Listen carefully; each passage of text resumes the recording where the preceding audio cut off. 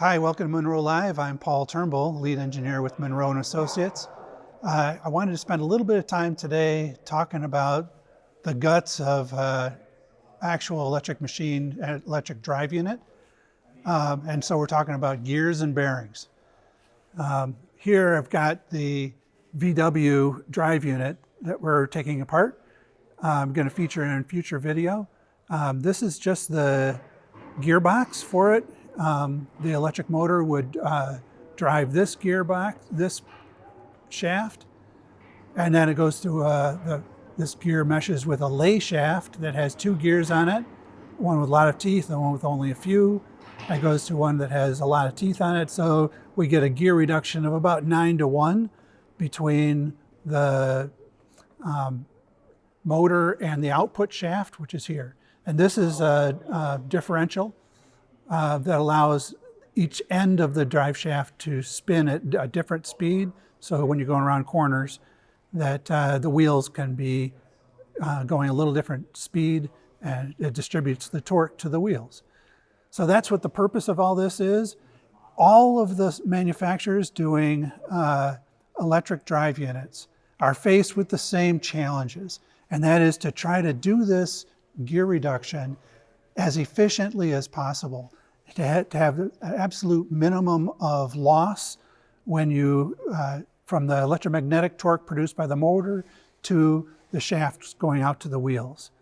And so VW has done this in a great way, and you can see that it takes almost no effort to spin this 9-to-1. It absolutely spins beautifully. This is one of the best examples, and one of the reasons why I want to feature it, showing a minimum loss drive unit. They even go to the trouble of locating the lay shaft up and out of the oil, so that when this is spinning, it has just a little bit of oil trickling on it, but not a normal internal combustion engine drive unit. You'd deliberately have the gears down in the oil so that they grab a little bit of oil and lubricate themselves. But that splashing of the oil produces a little bit of extra loss. So they have bearings on this, and these are tapered roller bearings. You use a tapered roller bearing on a helical gear set like this because they can handle both the axial loads that come from the helical gear, and they're low resistance low friction for rotating, but not quite as low a friction as a ball bearing. And so some manufacturers use ball bearings on this lay shaft. They don't handle the axial loads as well as the tapered roller bearing, but they have slightly lower rolling friction for light load operation. So what actually is a bearing? It's made up of the inner race, which is attached to the shaft, and an outer race, which is in the housing, which doesn't move typically, and then rolling elements that are, in this case, they're balls in there to go into a deep groove. In some cases like this, they use rollers that are cylindrical rollers for the rolling element. These are called rolling element bearings. There's also other kinds of bearings that are called journal bearings, where you have just the inner race and an outer race and oil in between. So it's spinning on the fluid. That's what a journal bearing would be. So that's just a way of getting a spinning thing inside a non-spinning thing, and do so with the least amount of friction.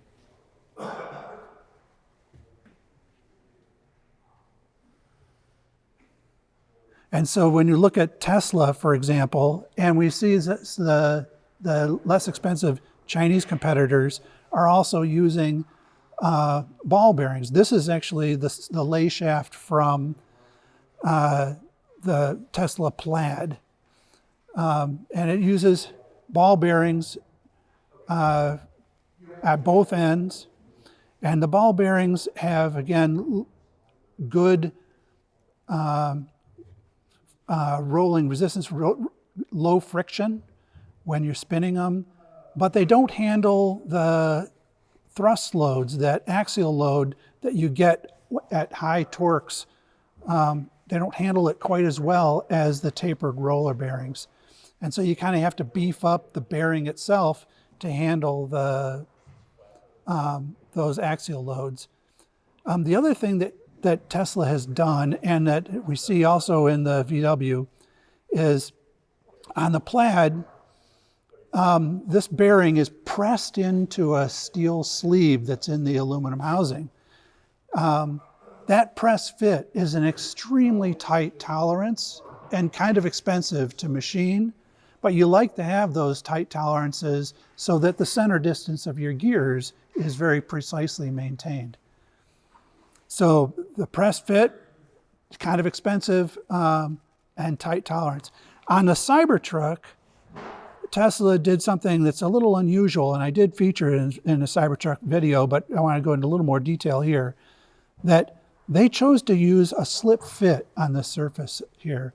Now that makes the machining a little bit less expensive in the housing, and it also makes disassembly easier, and assembly is easier when you don't have a press fit.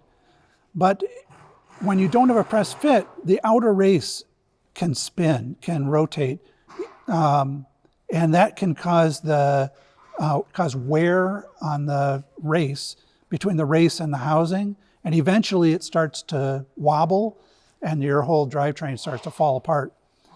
So in order to prevent the outer race from spinning, they put this little notch in the outer race of the bearing. And that notch, there's a little spring-loaded pin in the housing that as it spins, eventually it comes to the spring pin and the pin snaps down into the notch and it prevents it from spinning. So it's held on the outside with the slip fit and it's held from spinning with that spring pin. So that's the same bearing as on the lay shaft as they had on the Plaid, but they moved from a press fit here on the outer race to this notch with a spring pin. That's what Tesla has done, and that allows them to use the ball bearings, which have relatively lower rolling resistance, spinning loss, at light load, but they don't handle the high loads as well. And VW has chosen to use the tapered roller bearings, which handle the axial thrust loads much better, but have slightly higher spinning loss under light load operation.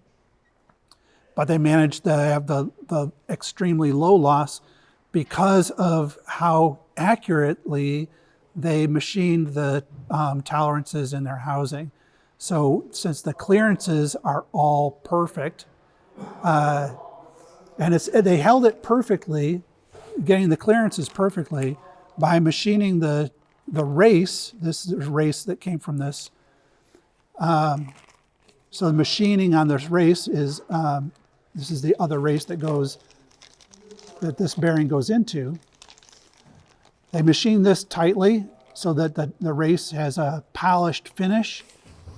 And then they use a shim to guarantee that the location of that race is exactly where it's supposed to be, to give them the perfect center distance for all of their gears and end up with what ends up being, I think, the lowest loss drivetrain that we have, at least in our shop, the ones of the few dozen or so that we've taken apart.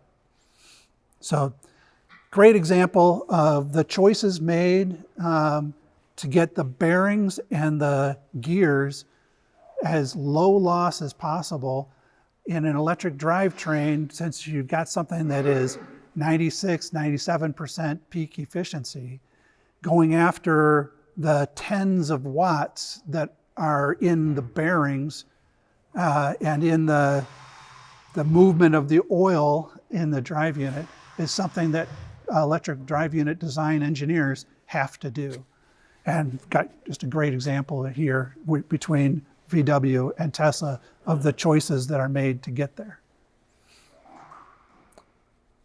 We love seeing great examples of engineering and bringing it to light. These kinds of things are typically things that most people are never going to see.